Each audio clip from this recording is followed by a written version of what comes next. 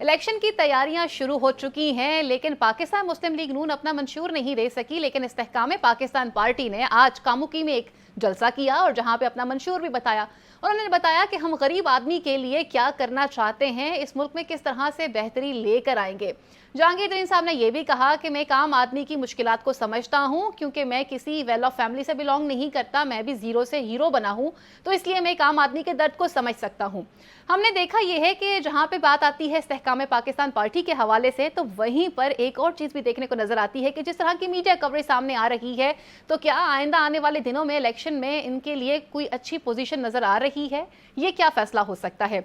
Grand alliance start हो चुका हुआ है। परवेज खटक साहब ये कहते हैं कि उन्हें खैबर पख्तूनख्वा में JUI और पाकिस्तान मुस्लिम लीग नून का इत्तेहाद होते हुए नजर आ रहा है।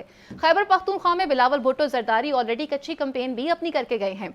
इसी के साथ साथ बाकी दीगर सूबे भी एक्टिव हो चुके हुए हैं। बलोचिस्तान की सूरत हाल भी कुछ ऐसी ही नजर आती है। बाप पार्टी के अराकीन छोड़ना शुरू हो चुके हुए हैं। 8 अराकीन पाकिस्तान मुस्लिम लीग नून की जानिब जा चुके हैं। 2 अराकीन पाकिस्तान पीपल्स पार्टी को ज्वाइन कर चुके हैं।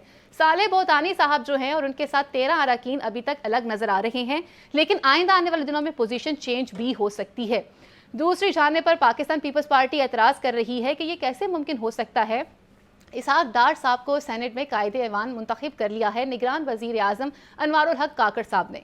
ये तमाम सूरत हाल डिस्कस करते हैं। नौशाद साहब, हमने मंशूर के हवाले से कल प्रोग्राम में बात की थी कि अभी तक तमाम पार्टीज जो हैं वो अपने मंशूर पे काम करती हुई नजर आ रही हैं। पीपल्स पार्टी की तरफ देखा जाए तो बिलावल भुट्टो जरदारी ने यंगस्टर्स को टारगेट किया, उनसे बात की। आज इस्तेहकाम पाकिस्तान पार्टी आम आदमी के लिए मंशूर लेकर आई है और पाकिस्तान मुस्लिम लीग नून के पास मंशूर नहीं है। किस तरह से देखते हैं आज की इसकी एक्टिविटी को? देखिए, कल मैंने आपको बताया था कि मंशूर पर काम हो रहा है और मंशूर इंशाल्लाह बहुत, मैं आपको आज उसकी मजीद तस्दीक कर देता हूँ और आपको सोर्स भी बता देता हूँ। जी जी जरूर।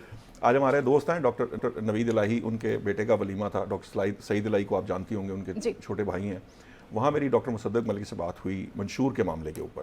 तो एक पहली बात तो ये है कि उनका ये कहना था कि 4-5 दिन के अंदर या 1-2 दिन ऊपर नीचे अगर हो जाए किसी वजह से तो इंशाल्लाह मंशूर, इरफान सदीकी साहब उसको देख रहे हैं, मंशूर का ऐलान हो जाएगा।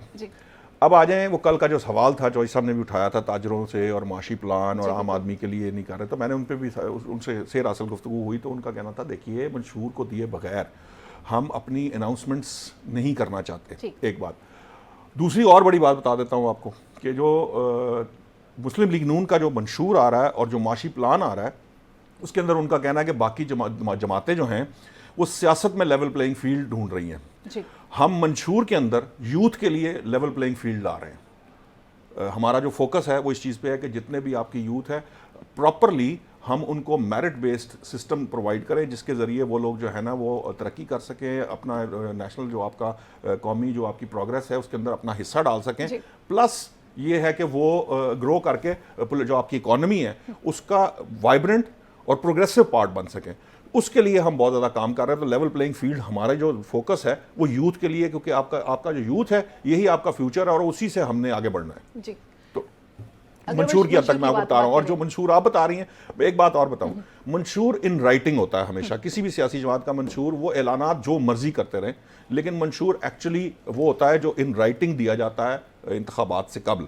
सो अगर ये जो बातें की आ रही हैं, मुझे याद है कि अलीम खान साहब के मुंह से मैंने ये भी सुना है कि जनाब 1 तोला सोना के बराबर जो है वो तनख्वाह होनी चाहिए, लेकिन वो परवेज खटक साहब 50,000 करना चाह रहे हैं और वो उससे कह रहे हैं गुजारा ना हो। तो 50,000 में भी आजकल कोई आसान काम तो नहीं है गुजारा करना।